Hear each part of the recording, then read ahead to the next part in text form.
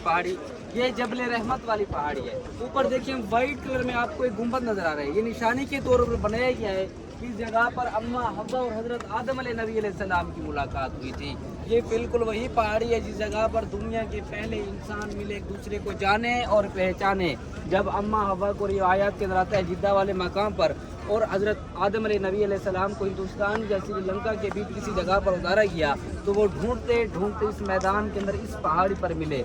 वो एक दूसरे को जाने और पहचाने थे। इस वजह से उस जगह का, इस मैदान का नाम पड़ा है अरफात, यानी कि जानने वाला मैदान और पहचानने वाला मैदान। अब तो एक तो मुलाकात हुई, दूसरा इसकी क्या फजीलत है। कहा जाता है कि इसी के दामन में हमारे नबी ने हज का खुतबा दिया था। पहाड़ी यही थी, इसी के बाजू में, इसी के दामन में आप कस्मा नामी ऊँटी पर सवार थे। कहा जाता है मशरकी हिस्से की जानिब आप कस्मा नामी ऊँटी पर सवार थे और हज का खुतबा हज्जतुल विदा अदा फरमाते हैं, जिसके मशहूर अल्फाज ये हैं कि किसी काले को किसी गोरे पर और किसी गोरे को किसी काले पर कोई फोकियत, कोई बरतरी नहीं है। और इसी तरह किसी अरबी को किसी अजमी पर और किसी अजमी को किसी अरबी पर कोई बरतरी, कोई फोकियत नहीं है। खुतबे के दौरान हमारे प्यारे आका करीम ने एक सवाल किया सहाबा कराम से, क्या मैंने तुम सब तक दीन इस्लाम पहुंचा दिया? तो सहाबा कराम ने जवाब दिया, या रसूल अल्लाह, आपने दीन इस्लाम पहुंचा भी दिया है, दीन इस्लाम पहुंचाने का हक भी अदा कर दिया है।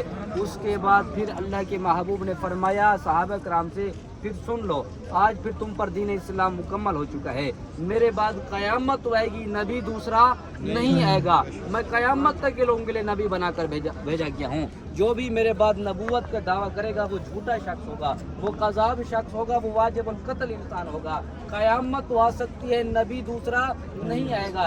ऐ उम्मत अब भटक न जाना, क़यामत तक कोई नबी नहीं आएगा तो दो चीज़ों पर अमल करते रहना, एक मेरी सुन्नत पर चलना, दूसरा कुरान पाक के मुताबिक अपनी ज़िंदगी गुजारना। ये दोनों चीज़ों मेरे से ले लो, हमेशा भलाई वाला रास्ता मिलेगा, हमेशा सराते मुस्तकीम वाला रास्ता मिलेगा, कामयाबी वाला रास्ता मिलेगा, जन्नत वाला रास्ता मिलेगा। अगर इन दोनों चीज़ों को छोड़ दिया गया फिर भटक जाओगे।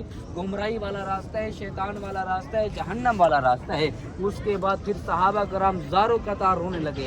इसी जगह पर आपके गम में मुब्तला हुए, क्योंकि आपने जुमला इरशाद फरमाया कि तुम सब तक दीन इस्लाम मुकम्मल हो चुका है। इसका मतलब ये था कि अब आपके जाने का वक्त भी करीब आ चुका है। उसी साल ही आप इस दुनिया से जहरी विसाल कर जाते हैं, इस दुनिया से पर्दा फरमा जाते हैं।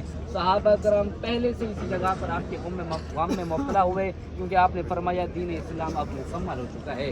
उसके बाद हमारे प्यारे पैगंबर ने कम व बेश 5 से 6 घंटे तक इस जगह पर ठहर कर दुआ मांगी थी। ऊपर सिर्फ मुलाकात हुई, यहाँ से नीचे इसके दामन वाले हिस्से में अल्लाह के महबूब ने दुआएं मांगी थी। तो यहाँ पर दुआ मांगना सुन्नत और अफजल है।